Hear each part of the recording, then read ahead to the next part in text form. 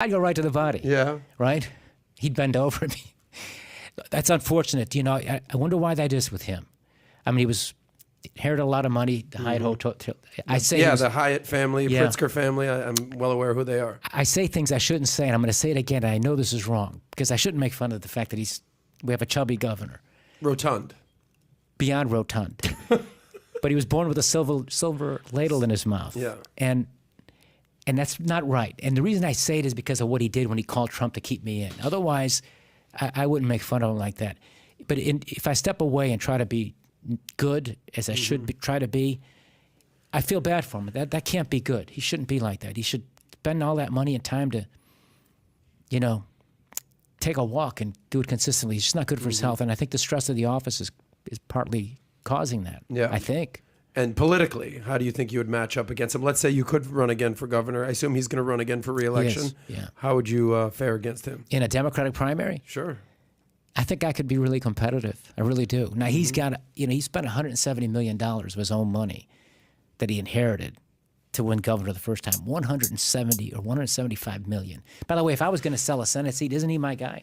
That's I mean, true. this is the guy, he would have bought it because he wanted to be something. He asked me to make him senator, then he asked me to make him treasurer. He just wanted to be something. And if I was what they said I was, this is my guy. I could have, given him a discount, $30 million. I will say that he is giving you a run on the Great Head of Hair campaign. Both of you, governor, former governors, killing it in the hair game. What do you say to that? Yeah, good. I mean, look, I miss the old JB that I used to know and like. I mean, I never realized he has that mean streak that he has. And by the way, he's been a terrible governor too.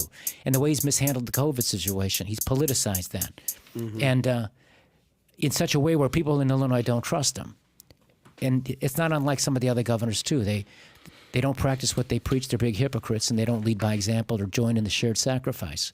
And when you're asking people to make sacrifices, you should be the first one making those sacrifices. Rod, how closely are you following this story with Durham, Hillary, Trump? Are you following pretty closely? Yes, because I recognize that stuff. Yeah. I know it. So I want to see it from your perspective, because we've read the other side of stories, the one that's from Fox News or Breitbart or Daily Wire. I want to read you WAPO's perspective on what happened here. We read the Vanity Fair as well, where Hillary's like, I didn't do anything, here's what they're trying to do. It's a spin job. You saw her speech she gave last week in regards to Durham. Right.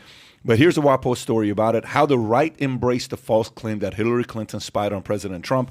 The group includes anonymous Twitter accounts such as one called Technofog, conservative journalists such reporters for the Epoch Times, Red State, former administration officials, Fox News, Newsmax, then led the charge on conservative television, often in misleading ways. In many ways, the highlighted phrase, executive office for the President of the United States, formed the core of the conservative news coverage that followed a claim that Democrats had spied on Trump even when he was president. But Durham's filing, which is written in confusing prose, did not actually say that Trump's internet traffic had been monitored during his presidency. Rodney Jaffe, tech executive one, who's not been charged, is an internet entrepreneur who founded the world's first commercial internet hosting company. Sometimes some statements by Jaffe's spokesperson and Sussman's legal team insisted that the data Sussman provided to the CIA in 2017 meeting pertained to the time before Trump became president, when Barack Obama was still president. So what do you know about story? How much credibility is there behind the story? Which story? Durham. Oh, Durham? Yeah. Oh, I think every bit of it. I believe every bit of it. My regret is it's gone so slow. I think it's going to, if they do this honestly, you're going to find a lot more people involved. Here's what I think really happened. I think this was opposition research by the Hillary Clinton presidential campaign. It was conducted by the law firm Perkins and Coie, which incidentally represented me on my political stuff, campaign finance stuff and things like that. Prominent Democratic law firm. They got this guy Steele to drum up a fake dossier and all that stuff they said about Trump and Russian collusion and having sex with prostitutes. I mean, this is really familiar. When you're in that ugly business like politics, you see this. Some people will do that on the other side. They'll cross lines and do it. And, I think most people would agree who understand Hillary Clinton and Bill Clinton. Those guys, they play, not her, she and him, they play hardball politics. So the whole thing was predicated on a big lie, manufactured by them for political reasons. And then Trump won in spite of that. And they were determined to destroy his presidency and, in effect, cause a coup d'etat. And having been a victim of one myself, I recognize it when they're doing it to somebody else. And, Obama and Biden were in meetings with General Flynn, and early on after during the transition period, and suddenly Flynn is facing criminal charges. The whole thing seems to be part of a concerted campaign to undermine the succeeding president. They didn't really want him. The irony is, they didn't accept the outcome of that election in 2016, and from the very beginning were out to destroy his presidency and destroy him, and they still are. Rod, you hear the story when people say, politics is such a dirty game. I mean, how many times have you heard that by how many people? Everybody says that, right? Such a dirty game. 5 times on this podcast. Such a dirty game. It's a dirty game. It's a dirty game. It's a dirty game. How dirty is it really for a guy that's been on the inside? How dirty of a game is politics? I did 2,896 days in prison. That's how dirty it is. It's fucking dirty. I didn't break a single law. I didn't care, and I'll never stop saying it because I didn't. It was a political hit. I believe the evidence would show, if I'm allowed to dig deeper into it, that the U.S. attorney was politically motivated and had worked with the Democratic House Speaker on the impeachment against me. And I think that we have a real dangerous problem in America. Forget about me. What happened, but moving forward, we have a real problem with federal prosecutors with uncontrolled power, no checks and balances on these people. They have unlimited resources. They can terrorize and destroy people, make people say certain things that they don't say it, they'll destroy them, so they say things against somebody else. They're using it now against political leaders. If you got a politician who's taking cash in a brown paper bag, throw his ass in prison, of course. But they're criminalizing things that aren't crimes. Russian collusion, the sale of the Senate seat, it's like they went to the same Madison Avenue advertising firm to come up with these clever names. And the media, they're all about the advertising dollars. Rather than do their jobs and seek the truth, they're out running with these narratives. And they create a political environment that inevitably leads to what you saw with Trump and then with me. With Trump, it was polarized and divided between the parties, attempt to throw a president out and impeach him on nothing. He had nothing to do with any of it. In fact, he came from the other side. And then the second impeachment on the Ukrainian phone call. Maybe, it wasn't polite, but nothing illegal about that phone call. In fact, the President of the United States has an obligation as the chief law enforcement in America, if he has reason to think that the former Vice President of the United States into it. Being that politics is such So you a asked the dirty question, game. Yeah, being that politics is such a dirty game, and I know we've alluded to the fact that, maybe you would run again if your wife would be so gracious. Sorry. If you could, because again, I'm going to go back to the fact that I think you're a brilliant politician, whether people, love you, hate you, whatever, you got that it factor. But if you could build these days the perfect politician, someone who can withstand all the drama, social media, bring the country together, who would you, like, if you could I could take a little of JFK, I would take Trump's, arrogance, I would take Barama's eloquency. How would you build the perfect politician today for president? Yeah, it's a great question. And I could, in other words, a little bit of Abraham Lincoln, a little bit of Franklin Roosevelt, a little bit of Ronald Reagan, right? I think you could piece certain things together. Reagan's ability to talk to the American people would be one skill set that would be very helpful. Soothing, calming, trustworthy. It's interesting, when Reagan was president, if you polled people on the specific positions Reagan took on most issues, they didn't agree with them, but they trusted him. So I would say that would be a piece of it. Clearly, Lincoln, his kindness, his goodness, and his strength, there's elements of that. Franklin Roosevelt's ability to articulate and lead. I'll give Obama points there as well. Maybe take some of that. But ultimately, to be a great leader, I believe, you got to have it inside of you. And the toughness inside gets revealed by the circumstances and the events of the time that you have to face.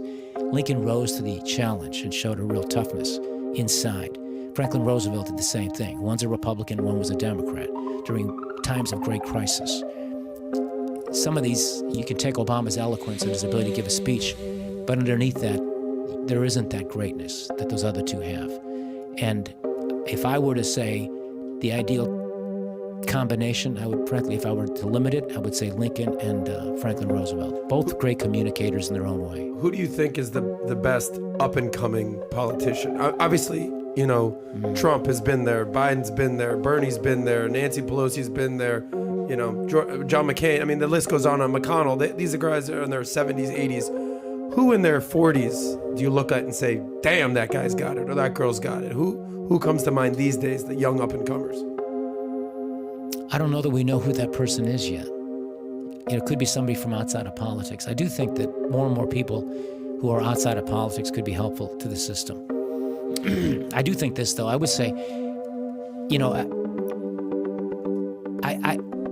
America is so divided. When I came home, so much has changed. I didn't recognize my party.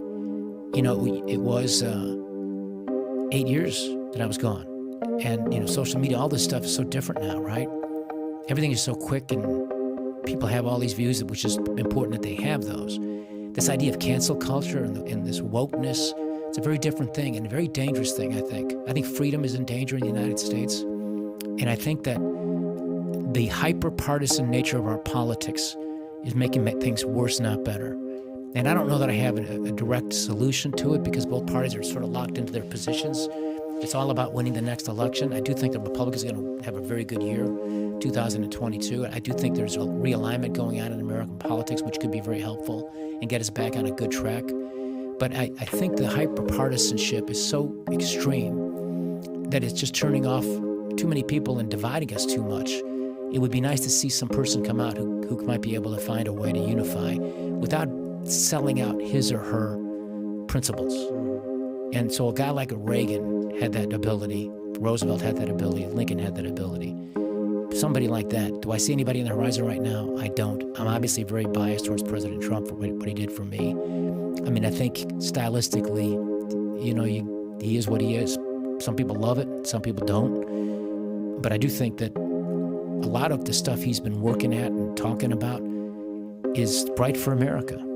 The more I'm thinking about this, and, he's saying what he's saying, FDR, Lincoln assassinated, Reagan attempted assassination, these guys. Franklin Roosevelt, too. Did you know that? Yeah, Franklin, those, and then JFK, same. Yeah. A lot of these guys who push the envelope, they have a target on them, right? Now, today, assassination is a different kind of assassination. You got character assassination, which is worse sometimes than, some may say is worse than the actual assassination, right? Can I say something about that, Patrick? Yeah, sure. During my troubles, I make light of it, right?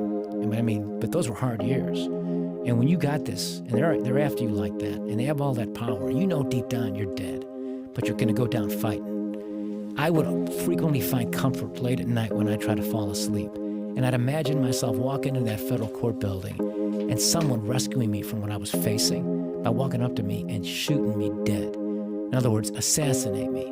I'd much rather have that than what they were doing to me. Because a timely assassination, it's good for your obituary, and people will remember you in a more positive way. But being sent to prison for corruption when you didn't do it seemed to me a far worse result. And so when you call this the new kind of form of assassination, you're speaking to me. Because in my own mind, my preference would have been the other, rather than what ultimately happened. Now I'm finally through it. It's over. And I'm lucky. I guess I'm glad I wasn't assassinated, because I believe in second acts. But you hit it right. This is the new form of assassination now. This politics of personal destruction with the use of fake criminal charges to get people. Yeah. So this almost makes me not trust people that are career politicians. Mm-hmm. It almost makes you think, like, what do you have to do to be a career politician? Not somebody that comes in, does the job, and leaves. Okay, I'm just going to come. I'm going to do 2 terms. I'm out of here. Okay, I did my time. Hey, one of my rules I follow in our family is make your money. After you make your money, take care of your family. And once you can take care of your family, go get back to public service in one way or another. Be a mayor, be a congressman, be a senator, be a governor, do something, and then leave, right? Matter of fact, the shorter you're in, the more I trust you. The longer you're in, I trust you less. Because how many deals do you have to do behind closed doors? How much do you have to play the game? In some industries, tenure is a respectable thing to do, right? In some industries, you think about it, it's a respectable thing to do. Some industries, like politics, I think tenure, it almost works backwards, because you eventually are going to have someone that's going to show you something that they're going to try to, hey, if you don't do this, we're going to we're going to send this to New York Times. Oh, we're going to say this about you. We're going to tell this to your wife. We're going to tell this to your kids. We can tell this to your family, to ruin you. And then you're tempted to say, shit, okay, what do you want me to do? I need you to do this. And then they have you forever, right? That's what I mean when I say, how ugly is politics? Not what you went through. I really want to know, how ugly is the job of being a politician as a career politician? I think one of the biggest problems in America is the fact that we have a permanent ruling class made up of career politicians, lobbyists, former congressmen and senators who are lobbyists, permanent staffers who are all over Washington. I call it the political industrial complex. It exists in Washington, D.C. It exists in state capitals across America. Presidents come and go. Governors come and go. These people are there forever. And when they leave Congress, they're lobbyists. So they're the same people, and they talk amongst themselves, and their worldview becomes that world, not where the rest of us live, the other side of the Potomac. They make good money, $5-6 million a year. No doubt about it. Yeah. It's very wealthy. And they protect themselves. They support themselves on the backs of everybody else in America. It is the permanent ruling class of these career politicians against we the people. And that's part of the realignment that's happening in politics. That's why it's changing. And so there's a lot of anger, understandably so. And it exists in both parties. No one party is more guilty than the other. They're both very much part of that. And what's interesting, too, is that, the idea of term limits, for example. When I first became a state rep in 1993, I supported that. And the guy that was pushing it would ultimately be my lieutenant governor. He was the state treasurer at the time. He pushed it just to put his name on a bill so he could say he was for it, but he didn't care to even try to pass it. There's a lot of that baloney goes on in politics. Then a lot of these guys that got elected in 1994, Republicans, promised term limits. They were going to limit themselves. When they got 8 years, when they got close to 8 years, by then people forgot the promise and they made excuses and they stayed. But I do think term limits is something that should be seriously looked at. And the irony here is our first president, one of the greatest Americans of all time, George Washington, was all about what you just said. He served 2 terms, and that was it. He could have been king. He didn't want to be king.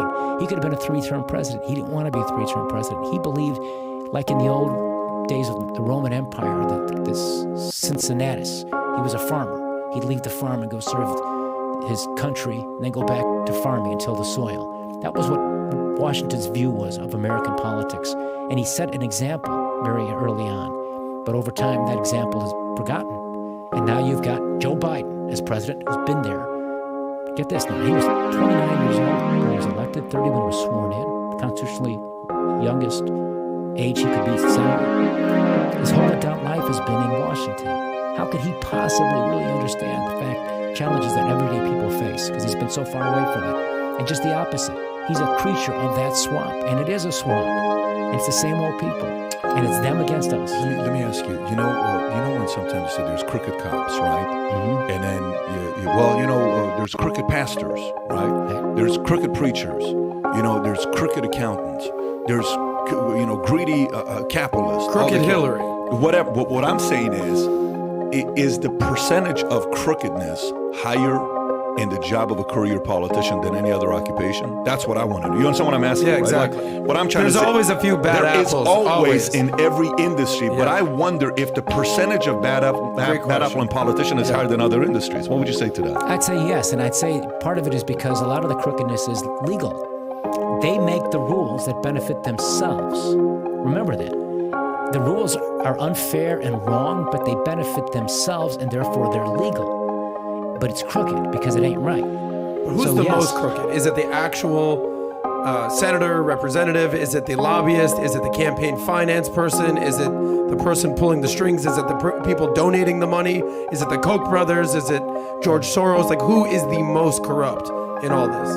Well, I think it's a system. I think it's a system. And a lot of the things that you're referring to, the people you're talking about, aren't breaking laws. They're just involved in the way the system is set up.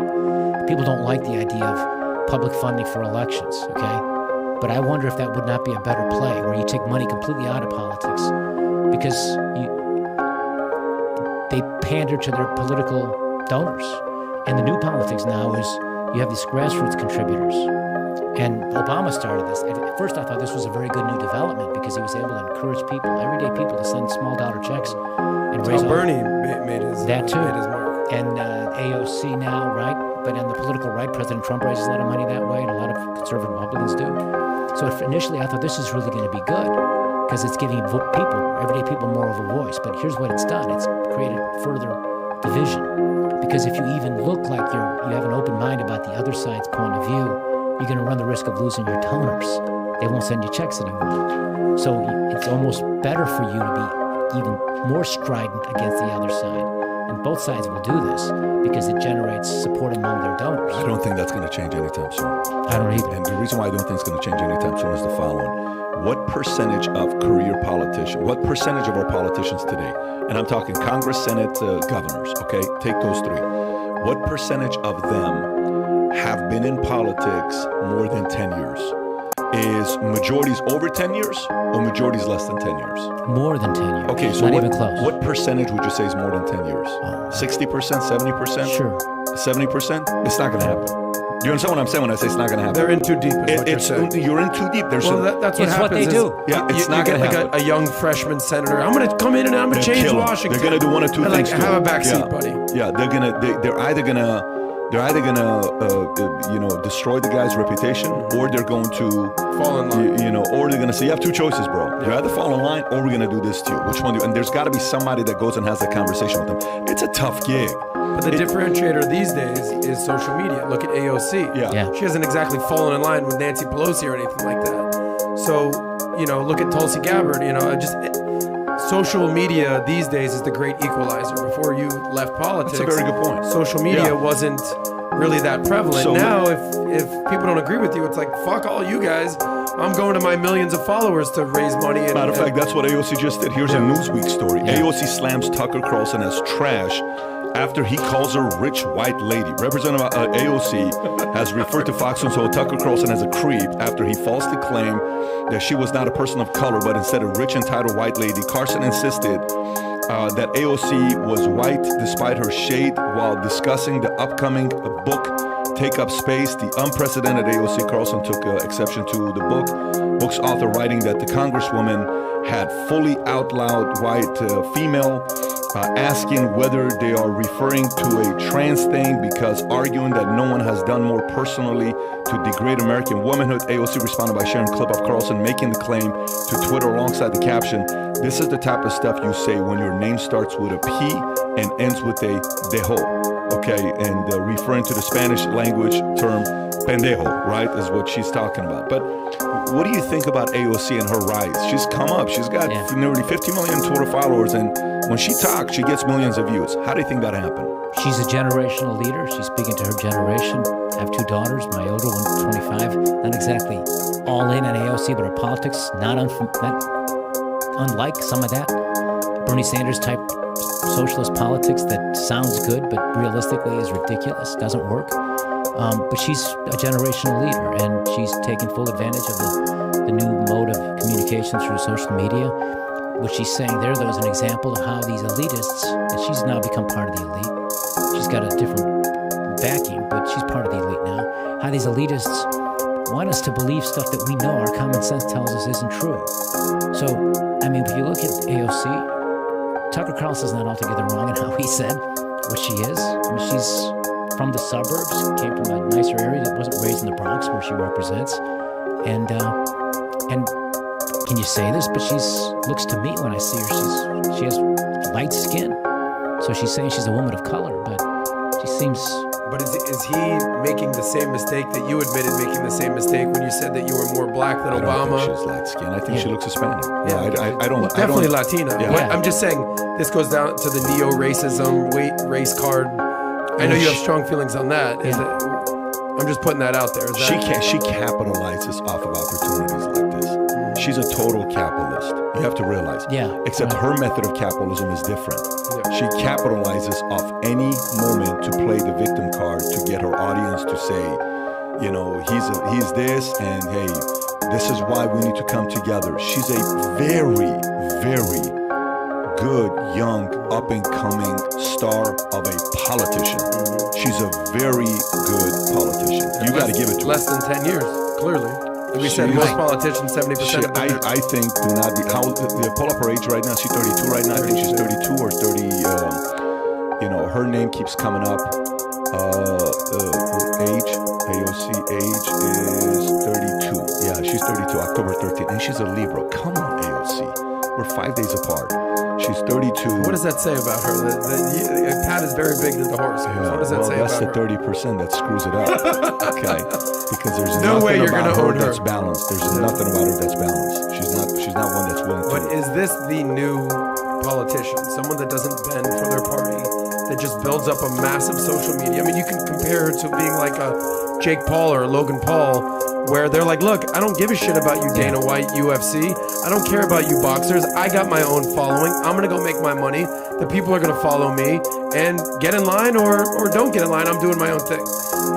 Social media has been the great equalizer these days. Look at her career right now. No, I think that's right. What you're saying is right. And she speaks for her generation. She's appealing, and I can see where people, would follow her. But I think what Tucker Carlson is saying, I want to defend him only because it's my understanding she was raised in a suburban area, not in the Bronx, in the hood, like she's claiming. Or maybe she doesn't claim it, and while she has every right to express her views and support the people of her community, and seems to be doing that in many ways, because that district, as I understand, has always been real far left. She's, in some ways, what she accuses other people of being, privileged. She doesn't come from there, and so she has skill and talent. Privileged side, I get. Yeah. Is she privileged? Wasn't she a waitress before this political She was career? working at I think she was working at Starbucks as a, barista just I don't like think 10 she years came ago. from money or anything like that. Clearly not. The thing they're talking about the other day, she was flying first class, and she booked the flight on first class, and she was getting key to say, now you don't want to sit with the common people, you want to sit in the first class with rich people. She's going to get, and the reason why she's going to get that hate, girl from Bronx at AOC who beat high-ranking Democrat Joe Crowley faces questions over her working-class background after it's revealed she grew up in a wealthy suburb north of New York City. But this article was 5 years ago. It is 5 Because years you're 28. working class claims she had made 40-minute commute from Bronx or Scholarship, but her architect father bought a house in wealthy Westchester County in 1991. Ocasio-Cortez went on to attend Boston University and intern for Ted Kennedy. Yeah, there you go. Well, I stand by what I say. That's not representative of the Bronx. I mean, I came from the city of Chicago. I wish I could have been an intern for a U.S. Senator when I was coming up, before I went to college. Now, I don't mean to say that this is some negative thing about her, but she's had some.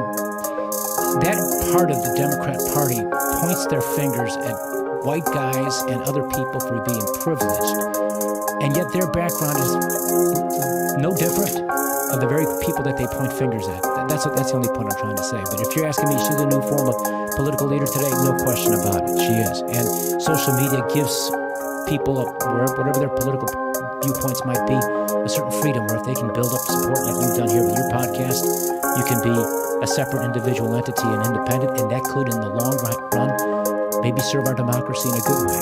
Well, the analogy there is like we are no longer beholden to the mainstream media or the mainstream big government. If you can create your own lane, like a PBD or like a Rogan or like an AOC, the world is yours. Exactly. Today, this is the only difference, though. You have to realize what's going on today, which is scary.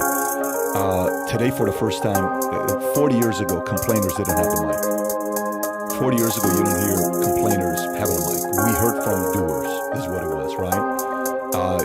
Whoever spoke was a doer. Whoever had the limelight was a doer. Today, the world is a little bit confused because complainers can get up there and sell a great argument in a convincing way and recruit other complainers. And that mic today is very, very loud. And they're better recruiters than doers. Here's why. A lot of times a doer will do the following. Here's the weakness of a doer. The weakness of a doer is the doer eventually goes and says, you know what? I don't even want to. You know that whole argument, if you are seen arguing with if you wrestle with a pig, how does that saying go? If you wrestle with a pig, you're going to get some mud on you. Yeah, you're going to end up being the same thing, right? So a lot of times if you argue with somebody that's just a person that makes no sense, others are sitting there saying, why are you even defending yourself, right? Argue with an idiot and look in the mirror, basically. Yeah, you are the idiot. So why are you associating yourself with an idiot? So a doer will say, you know what, I'm good, man, I'm going to leave. But this guy's not going to stop talking to the complainer. The complainer's going to keep going. And others will interpret that and say, did you see? The complainer had a point. He won because the other guy walked away. Where in reality, the doer just said, I don't have time for you. I got to go build my business. I got to go in the arena. I got to go get the hate. I got to go try to build a economy so other people can have jobs and see what I can survive and still raise a family and still raise kids and still do all this stuff that I'm doing. So the only difference today with the great equalizer of the mic is a complainer with a very persuasive way of communicating could baptize more people into the mindset of a complainer than a doer? Well, I don't know, because let me give you a different perspective. Sure. Because nobody argues and debates with more complainers than you. You have socialists and communists come on, and you have great arguments and disagreements with them. And one of the things that you say is, let the audience decide. Because I would classify a socialist in America today as a complainer, right? But you're able to have these very impactful conversations, and yeah, they might make a point, but you're oftentimes going to make a way more valid point. Then the audience can decide who really is the idiot in that conversation. Do I have a point there? No, you have a very good point there. I agree with you that there are a lot of, like, listen, take Rogan. Rogan will bring anybody and have a conversation with them, right? And the audience has to decide what they have to say. And AOC today, her argument today is creating momentum because of what's going on. I can't tell you how many parents I'm speaking to, and they say the following. Here's how many parents I'm speaking to. And I'll say, so what's your biggest struggle right now with your kids? Oh my gosh, my daughter thinks AOC is her hero. My son is obsessed with AOC. It's their hero. So there's nobody like someone, this young person here that's coming up, it's their hero. It's their hero, right? And why? They're right, and you talk to the kids. So tell me, why are you such a big fan of AOC? You don't think these rich people? And I always ask an open-ended questions of these young people that are between, 18, 17 to 28 years old. I say, so what do you think my capitalist? Con. All they care about is money. That's exactly why AOC is going to go after them. That's why and you're sitting there saying, got it. So, and they have wealthy parents. And not necessarily wealthy parents, but parents who are upper class, who are making money, who are going to school, parents who tend to believe in capitalism. They tend to believe in capitalism, but their kids are being convinced by this. So again, this tool, social media, is allowing people to convert, and complainers sometimes. So I guess the challenge will be the following. So your question leads to a challenge. The challenge will be for doers to be a little bit more louder. Okay? Just like you. Yeah, you know how sometimes they say, stop posting these pictures. I'm not going to post anything. Okay? I'm just going to post a regular like that. I don't want to deal with it. Yes, I don't even want to deal with it, right? But you know what? No, you have to keep posting. You have to keep posting because we have to. I want my kid to look up to a person to say, I want to go make an impact and I want to go build a good life. And you realize the older you get, money matters more. It just does. Money matters more the older we get. Raising kids, yesterday we have a couple with that was we're spending time with them the afternoon. I sent a video to you yesterday when I'm talking to, when I'm doing the FaceTime with you, a guy was sitting next to me. And, the cost of raising kids today, the cost of having a family today, it ain't cheap today to have a family. It's a lot of work to have a family. It's very complicated to have a family. So I just think doers need to be a little bit louder. Power to those who are doing it, who question everything. Well, look at Elon Musk. There's no bigger doer than him these days, and that guy's got the bully pulpit. He is so incredibly important, and another guy that has to be constantly challenged and protected because they're going to keep going after this guy. Respect to him for not backing down. He posted a picture the other day, and he's got such a great sense of humor. He posted a picture go on his Twitter account. He posted a very funny picture the other day. I don't know if you saw it or not. It was a picture of 1980s phone booth versus today. Did you see that? Go to that picture he posted. Gotta love this guy's sense of humor, right? To click on that. Phone booth in 1992, phone booth in 2022. He's not wrong. He is not wrong, not for sure. Go ahead, you were going to say I'd like something. to do a shout out to another group of the Fellowship of the Doers. Okay, I'm in the trucking industry. I work for this company called CDL 1000, owned by Andrew Savko, Ukrainian immigrant, great American success story like you. Truckers and the truckers up in Canada, freedom fighters. These people are hardworking men and women. Go to work every day. They drive long, lonely roads, long hours, delivering the food we put on the table, clothes that we wear, the building materials for the houses we live in and the buildings we rent from. And now they're trying together to have their voices heard in their capital, and they're facing the elitist ruling class in Canada. And yet I do believe that their example, it's frustrating to see how they're being treated, but their example is a powerful example of doers, people who work hard, getting their voices heard. AOC and that group of young liberals and complainers, as you say, what did Churchill say about young people? If you're not a liberal when you're young, you have no heart. If you're not a conservative when you're older, you don't have a brain. I'm confident history will repeat itself, and our kids, including my daughters, will have a little bit more common sense as they have more life experience. And God bless her for what she's doing out there advocating for her views. I'm not so sure she's living that socialist lifestyle they advocate either as Bernie Sanders, because he's worth millions, isn't he? But regular, everyday people, forgotten people, silent Americans are starting to rise up. Parents at school boards, truck drivers in Canada. It's great to see. It is great to see. And they're going to save our country. And they're going to put pressure on their political leaders who are going to back down because most politicians are afraid of the people. They don't trust the people. And if the people rise up and recognize they're being lied to, those politicians will hear them and they'll adjust. What do you think about the way Trudeau's handling Canada? Terrible. Like, that guy's an elitist snob. Somebody ought to kick his ass. I shouldn't say that. Somebody say I'm saying something. But he's over there lying. He's calling those truckers Nazis. You might have some idiot out there with a swastika, but those are hardworking men and women who love their country. They're not Nazis, and he knows it. They're doing talking points that come from political analysts and consultants, and they put that stuff out there to mislead the public. Just like Russian collusion and some of the other stuff. My own experience. I can see it. I know it. So I don't like him at all. I think he's terrible. And he's a guy, he's the son of a former prime minister. He's never done any heavy lifting in his life. He's never... He's a son of a former prime minister. Pierre Trudeau was his father. No. I thought you were saying he's a son of former Prime Minister Castro. I thought that's where you were going with it. Trudeau. I got you. Trudeau in Canada, former Prime Minister of Canada. So he grew up as an elitist and, living the good life. Never did any real work. And the idea that truck drivers who do real work, who bring us the food that we eat and all the other stuff that we need, that he'd be treating them that way offends me. And he is a member of a political party in Canada that would be the political party I was a member of here in America. Did you see that video with the cops that trampled over that old lady, the horse? Did you see that video? I've not seen the video. Can you play that video? Play It's that. very disturbing, by the way. Watch what happens here.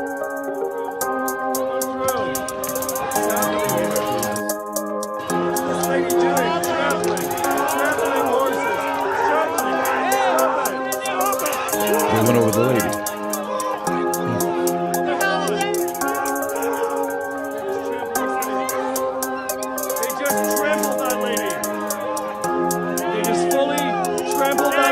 This is in Canada? This is in At the Canada. truckers' protest? You saw this in Australia. You never thought this would happen in Canada. But the thing with when you see these videos with cops, I can't believe. Did you see that video? I've not seen the video. Can you play that video? play It's that. very disturbing, by the way. Watch what happens here.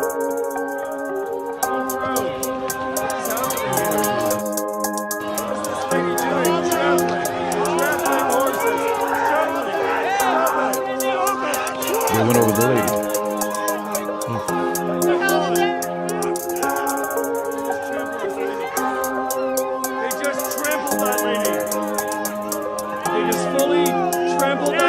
This is in Canada? This is in At the Canada. truckers' protest? You saw this in Australia. You never thought this would happen in Canada. But the thing with when you see these videos with cops, I can't believe. I have a hard time believing that all these cops fully agree with Trudeau. So you know what I'm saying? Like, I have a very hard time believing that. So imagine the job that you have to do when you disagree with the way the guy's treating everybody there. It's the same as the SS in there. It's just they're sitting back and they're quiet. You look at the video. There was from the same protest. There was a video of cops beating a woman with the butt of a rifle. The woman got pulled over onto the side of the cops. They were on top of her and they started beating her with the butt of this rifle.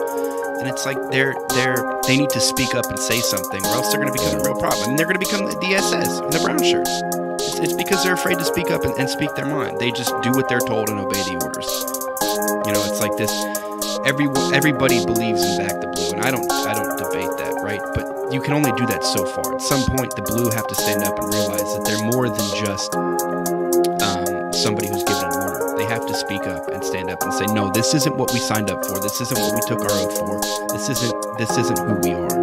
Yeah, I mean, what are they going to do? They're now towing trucks. Now they're impounding them, and they're hurting. That's still going to backfire on them because you need those guys to keep driving these trucks. Truck drivers don't have the most luxurious lifestyle. You know, they're not around the most. They're away from their kids. They don't see their wives and kids for God knows weeks at a time, days at a time. You need those guys to work. Those are not people that you want to discourage them from working. Everybody's affected by it. What's that you're putting up there? We hear your concern for people on the ground after the horses dispersed the crowd. Anyone who fell got up and walked away. We are unaware of any injuries. A bicycle was thrown at the horse further down the line and caused the horse to trip. The horse was uninjured.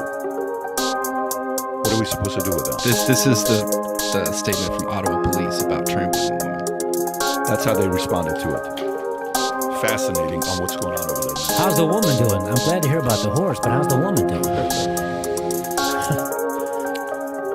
That's really disillusioning. Your friend that you're working with in logistics, Yes. he's from Ukraine, had a chance. Andrew Sampo. So what do you think is going to happen with Ukraine when you're seeing, Biden saying, "Hey, if you don't attack, Ukraine, I will attend the summit, but if you do, I will not." The Ukraine Prime Minister saying, "Stop calling this, and you're scaring the hell out of my people. Just leave it alone. We got this. Putin's not going to do anything. We're in communication." Where are you at with that? Consumer prices went up 7.5% in January. Inflation is out of control. People go to the store every day and they buy stuff. They see higher prices. Put gas in the car, they see it. They look to their leaders and they understandably blame them. Biden's facing this now. His approval ratings are really low. His politics is very bad. And nothing like a good war, okay, to help you in your domestic politics. Now, do I think Biden is going to lead us into war over Ukraine? I do not. We will not go to war with Russia over Ukraine. Do I think that there's a real risk that Russia might invade the eastern part of Ukraine? Yes, they did it in Crimea. It's very possible. Do I think Biden is exaggerating the threat and his administration is exaggerating that? So much so that when he calls Zelensky, the Ukrainian president, and Zelensky tells him, "Stop scaring our people, it's not as bad as you're saying it is." Do I think that's cynical politics by Biden? I do. If you're asking me to predict an outcome, I don't know that I have one, but I think it's a combination of Putin wants to flex his muscles and he's fearful of NATO expanding further with Ukraine. And I think there are a lot of ethnic issues in that part of Ukraine where historically, if you know anything about that part, Stalin had populated a lot of Russian nationals to that part of the Ukraine during the famine in the late 1930s with his failed collectivization, socialist policies that were starving the Ukrainian people because they weren't producing enough crops. So it's a real complicated... You don't think nothing's going to happen? You think he's just trying to, he's bluffing? You think Putin's just bluffing? It's hard for me to predict an outcome. I don't know what the outcome's going to be. Do I think it's possible he might do it? He did it in Crimea. He could do it. Do I think if I bet on it, would I say he's going to do it when he's facing the economic sanctions that he'd be facing from the United States and Western Europe? I would think he's not going to do it. And then I think part of what he's doing too is he's cozying up to China, his relationship with China, to build a stronger relationship with China, because I think Putin and Russia feel they've been isolated in the power game.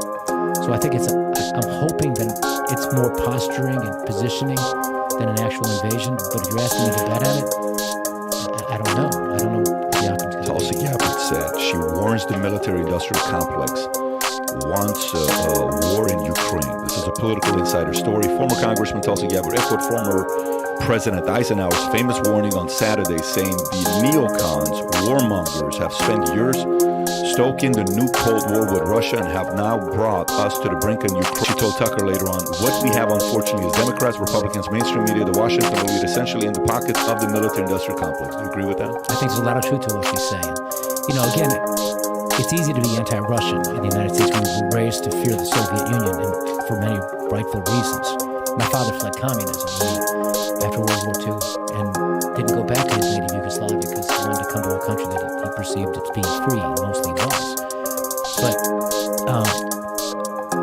after the fall of the Berlin Wall and after the dissolution of the former Soviet Union, promises were made to the new Russian country and their government, to Yeltsin, by NATO, about expansion, NATO expansion. And while Poland, I think, rightfully should be in NATO, and some of the other countries, and maybe Ukraine to some point, that remains to be seen. But a lot of these promises have been broken.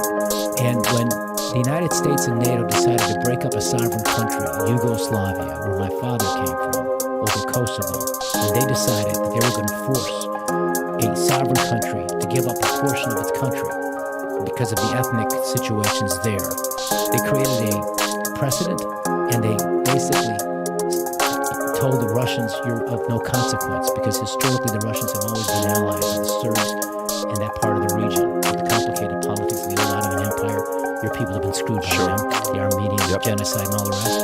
And so when NATO and the United States decided to break up a sovereign country the way they did, That was a message to Putin and the Russians.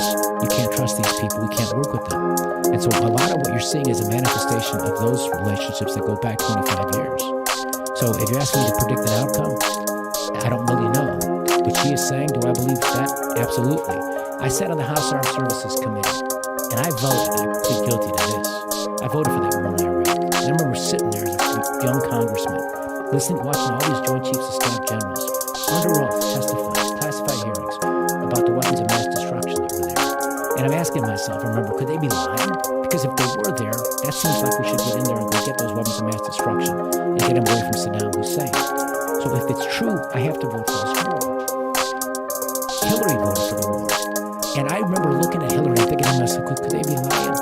I don't have enough experience here, so I want to look to see what other senior members of the Congress are doing who would know better. And what better person than her? She was the former First Lady, and she was very close to her husband when it came to the government side. Yeah. She would know whether or not these generals are lying or not. Well, they lied, right? She voted for the war. I voted for the war. Bernie Sanders didn't. I remember thinking, man, that guy's something else. He was right. We were wrong, but we were lied to. So when Tulsi Gabbard says what she says about the political industrial complex and those neoconservatives who like to get us involved in foreign ventures and Halliburton, those contractors and all the rest, do I believe it? I absolutely do. Do you think those generals actually lied, or the information that they received from the people higher up, the military industrial complex was feeding them misinformation? Because it's not like these generals got rich off of this, right?